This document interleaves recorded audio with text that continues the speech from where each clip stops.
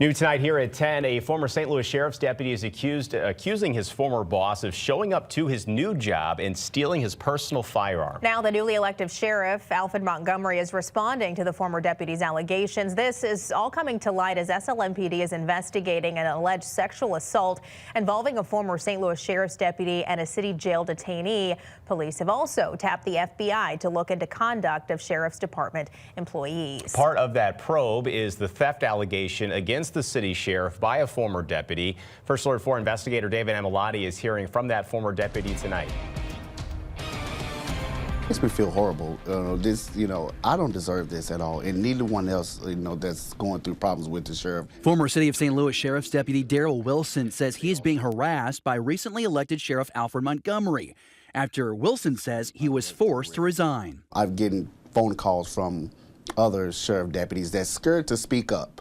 That's currently still working for them. They're scared to speak up, just because they're afraid of losing their job. In this letter dated January 8th, Sheriff Montgomery states Wilson is formally resigning from his position as deputy, effective immediately. 9 days later, Wilson says Sheriff Montgomery showed up at his other job. Montgomery walked in and said, "Hey, we're doing an investigation on you impersonating yourself as deputy sheriff." I said, "What?" Wilson says that's when things turned physical. They put me against the wall, things of that nature, and he pulled his handcuffs out and say, "Hey, I'm going to arrest you." I said, "You don't have the power to do that."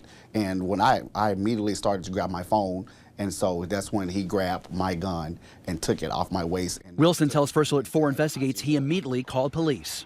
According to the SLMPD incident report, when police showed up at Kaiser's Grand Mart on January 17th, they were met by Sheriff Sheriff Montgomery. The report says he observed his former employee working secondary and impersonating a sheriff's deputy. Montgomery told police he confiscated Wilson's personal firearm and security license for safekeeping. The report notes Wilson did not have any clothing that would solidify him impersonating a sheriff's deputy. The document also verifies Wilson's firearm and security license were returned, but not by whom. First Alert 4 asked Sheriff Montgomery Tuesday if he had the right to take Wilson's firearm. Did you take Daryl Wilson's personal firearm that day? I repeat again, I didn't take anyone's firearm, and that report is not right. And we know that, and this is no hit on the police department or the mayor's office or anything, because I look forward to working with anyone, but we know sometimes reports can be misconstrued.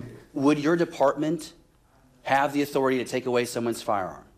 As a law enforcement agency, we didn't take anybody's firearm. Wilson says police should have done more on that January day. This is a major problem because we pretty much broke the law. You can't take someone's gun, especially when they're working.